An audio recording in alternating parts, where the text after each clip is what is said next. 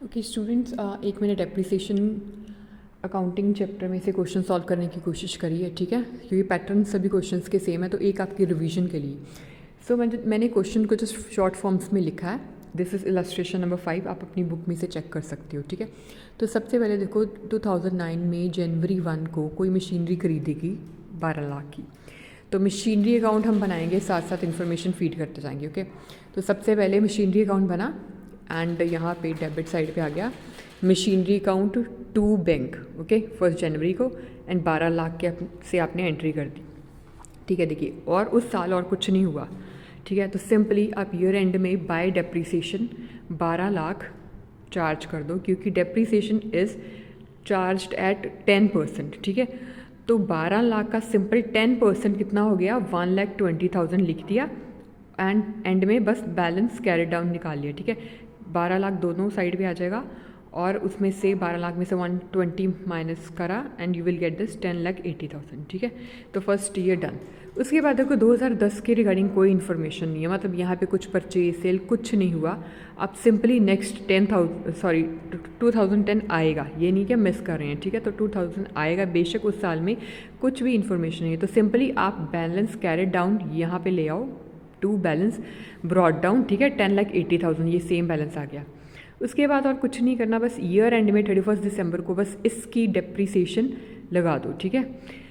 सो bye depreciation आ जाएगी and same, क्योंकि ये ओरिजिनल वैल्यू पे कैलकुलेट कर रहे हो आप, तो सिंपल यहाँ पे 1,20,000 सेम अमाउंट आ गया पूरे साल का, 10% चार्ज किया ओरिजिनल अमाउंट में। बस दोबारा अगेन बैलेंस कैरी डाउन निकाल लो, इसका टोटल करके 10,80,000 दोनों साइड पे लिखो और उसमें से 1,20,000 माइनस कर दो, you will get this answer 9,60,000। अब आ जाओ नेक्स्ट ईयर पे। नाउ दिस इज़ इंपॉर्टेंट, क्योंकि इस साल में देखो कुछ मशीनरी सोल्ड भी करी गई है एंड कुछ मशीन परचेज भी करी गई है, ठीक है। तो अब आ जाओ 2011 पे। 11 पे सबसे पहले आपने बैलेंस यहाँ पे करा ब्रॉड डाउन 9,60,000। अब आप करोगे कि अब पहले सबसे पहले ये इधर वाली ये वाली साइड क्लियर कर दो कि परचेज़ करी थी 1 जुलाई को, ठीक है। 1 जुलाई को ही कुछ सोल्ड करी गई है, कुछ मशीनरी और कुछ परचेज़ करी गई है। तो टू बैंक 1,58,000 की परचेज़ की एंट्री आप इधर डाल दो।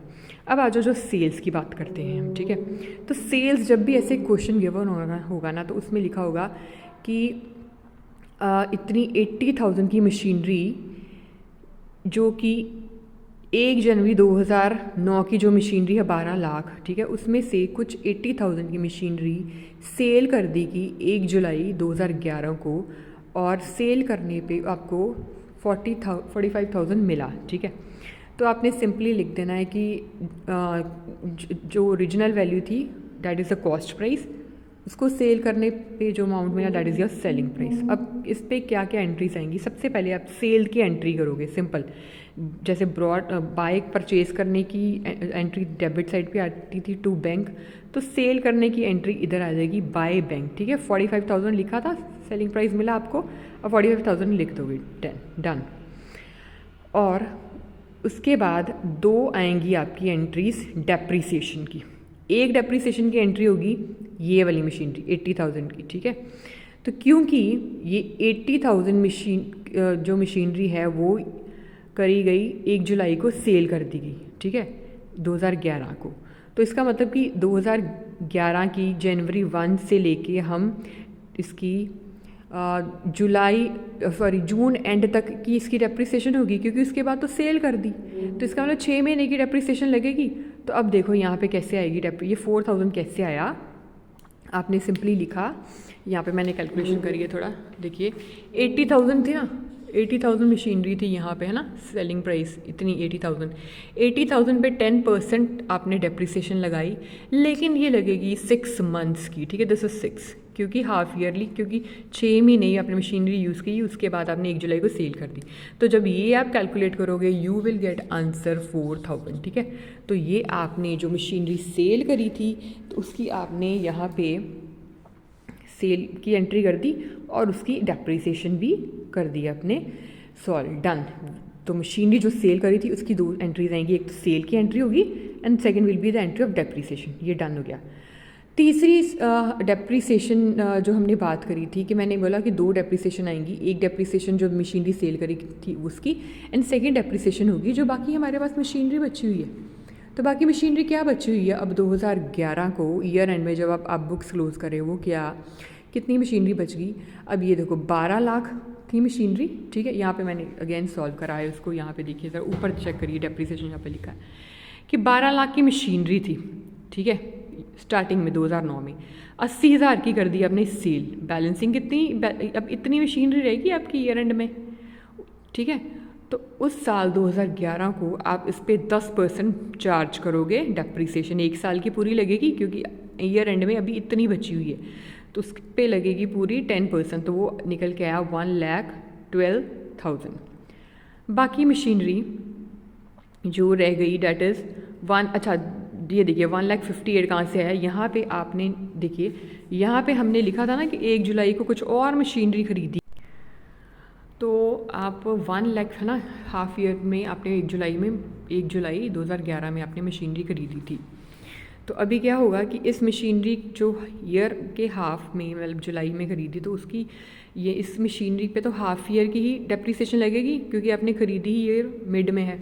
तो वहाँ पे 1,58,000 जस्ट 1 मिनट, यस 1,58,000 पे जो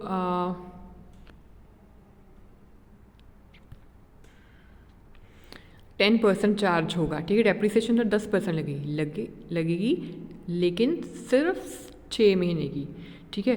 तो आप करोगे 1,58,000 इंटू 10% इंटू 6/12 कर दोगे, और वो जब आप कैलकुलेट करोगे you will get the answer 7,900, ठीक है। तो टोटल डेप्रीसिएशन कितनी होगी 1,19,900 आएगी इन दोनों को ऐड करके, ठीक है। ये था जो हमारे पास रिमेनिंग मशीनरी बच गई थी 2011 में। तो वो अमाउंट की डेप्रीसिएशन अभी आप आपने यहाँ पे देखिए कैलकुलेट करी थी 1,19,000, ठीक है। इट्स 900, 1,19,900 है, ठीक है, 19,900 डन। तो ये आपने लिख दिया यहाँ पे, ठीक है। तो हमने सेल की एंट्री भी कर दी, दोनों डेप्रीसिएशंस भी लगा दिए। अब एक जो चीज़ बचती है वो है चेक करना कि जो मशीनरी सेल करी गई थी उस पर प्रॉफिट हुआ कि लॉस हुआ। अब वो कैलकुलेट करना का एक मेथड है, प्रोसीजर है, बस ये ध्यान से देखिए ज़रा, दोबारा से मैं रिपीट कर रही हूँ कि वो कैसे कैलकुलेट करोगे।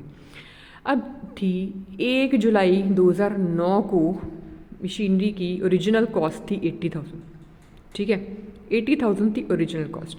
अब प्रॉफिट एंड लॉस निकालने का तो आपको सिंपल फार्मूला पता है, दैट इज़ कि सेलिंग प्राइस में से अगर आप कॉस्ट माइनस कर दो तो वो प्रॉफिट या लॉस आएगा।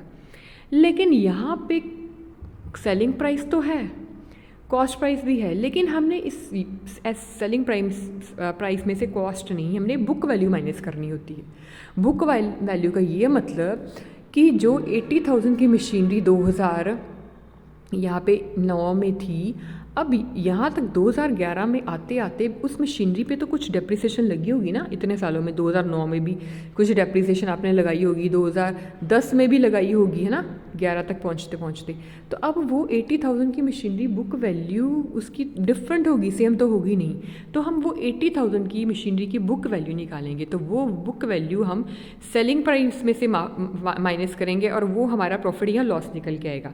तो देखिए वो कैसे निकालते हैं। सिंपली जो कॉस्ट प्राइस गिवन होगी ना वो लिखो, उस पर 10% चार्ज करनी है डेप्रीसिएशन। अब कितने ईयर्स की चार्ज करनी है वो देखिए, 2009 से शुरू हो जाइए, 2009, ठीक है, पूरा साल 1 ईयर, 2009 एक साल ये हो गया, 2010 हो गया, ठीक है, एंड 2011 हाफ, तो टोटल कितने साल हो गए, 2.5 साल, ठीक है ना।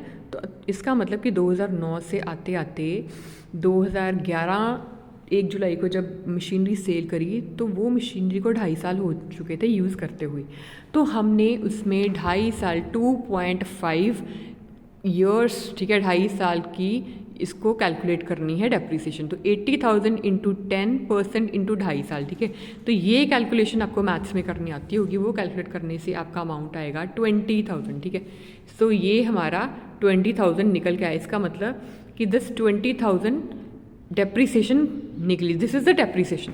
तो इसका मतलब कि 80,000 मशीनरी पे 2.5 सालों में 20,000 की डेप्रीसिएशन लगी है। तो बुक वैल्यू कैसे निकालोगे, कॉस्ट प्राइस माइनस डेप्रिसिएशन। तो कॉस्ट प्राइस 80,000 माइनस डेप्रिसिएशन निकाली 60,000 इज द बुक वैल्यू, निकल के आ गई। ठीक है, अब फॉर्मूले में फिट करो P&L SP minus book value. SP आपका पता है आपको 45,000 था, ठीक है ना, यहाँ पे देखो 45,000 माइनस 60,000 जो आपने बुक वैल्यू अभी निकाली, तो आंसर आपका नेगेटिव में आएगा। ठीक है, ऑब्वियसली बुक वैल्यू 60,000 की थी और आप 45 पे बेच रहे हो तो आपको लॉस हो गया। ठीक है ना, तो लॉस जब होता है तो वो यहाँ क्रेडिट साइड पे शो करोगे बाय P&L। ठीक है, 15,000 आ गया। ओके, यहाँ पे 15,000 कैलकुलेट करा आपने, वो आ गया। So done.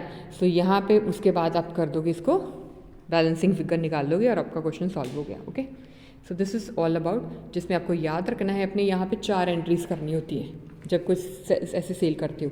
एक सेल की एंट्री, उसके ऊपर प्रॉफिट